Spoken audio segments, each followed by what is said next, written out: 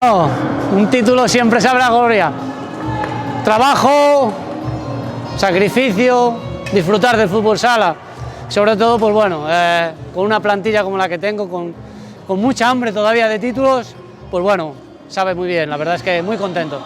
Con ellas menos, porque la verdad es que tienen ganas todavía, no han tocado techo, se les ve con ilusión, con ganas de llegar a finales, con ganas de ganarlas, y eso te lo hace más fácil. La motivación es importante, pero ellas llevan intrínseca muchísima motivación, y mientras siga ese hambre palpante ahí, pues entonces habrá que estar tranquilo.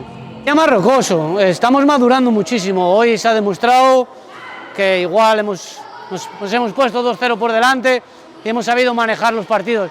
Es muy importante. El fútbol sala femenino está creciendo mucho, pero tal vez ese es un hándicap que se encuentra, que a veces pues bueno, los equipos se descontrolan aunque vayan ganando. En este caso, mi equipo, tanto en la final de Copa de la Reina como en esta, han sabido manejar muy bien el partido. Ellas tienen que seguir, no queda otra.